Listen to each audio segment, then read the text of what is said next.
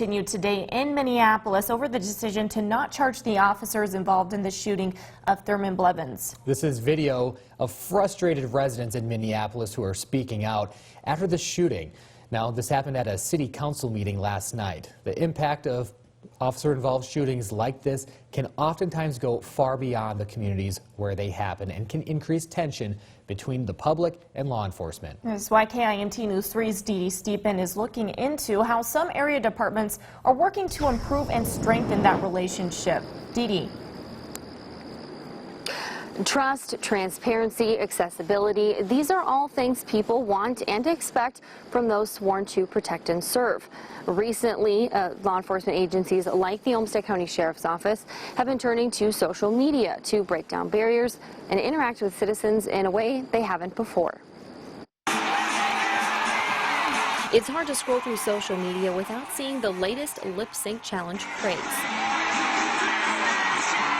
The Olmsted County Sheriff's Office followed in the steps of departments across the country to create a lighthearted video for their social media followers.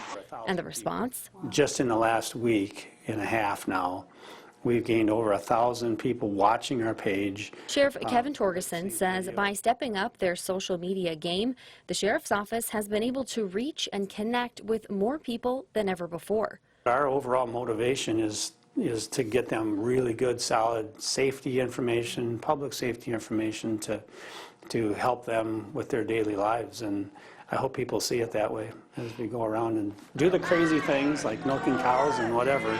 But on the other side of it, we want to get them really good information too. Being active on Facebook, Twitter, Instagram, and YouTube has also made them more accessible to the public.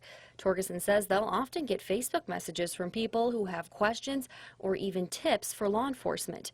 And it's not just over cyberspace where these connections are being made. I was out to eat with an uncle, and you know, you get those comments, and hey, we saw your video, thanks for doing that, and stuff. And so it's people again interacting not only in social media but now out in public. They're seeing us as approachable. Other agencies like Casson PD and the Minnesota State Patrol have started doing virtual ride-alongs to give their followers an idea of what kind of calls they encounter. Torgerson hopes these kinds of posts and videos will help some see a different side of law enforcement officers. We're normal folks. We have families and kids and dogs and cats, and you know, we just want to help our community in any way possible. And if it means to put out some kind of lighthearted video that maybe people look at and go, wow, you know, that's pretty neat, that's all right. Well, we would like to know what you think of law enforcement departments using social media. Head over to Facebook, go to the KIMT News 3 Facebook page, and you can vote in our poll. Also, feel free to drop a comment, and we might be sharing it later in the newscast. Live in Rochester, Dee Dee Stiepen, KIMT News 3. Thank you, Dee Dee. And it's not just lighthearted posts that are gaining a lot of attention. There's also a very serious side to law enforcement's use of social media, and we'll explain all that in less than 20 minutes.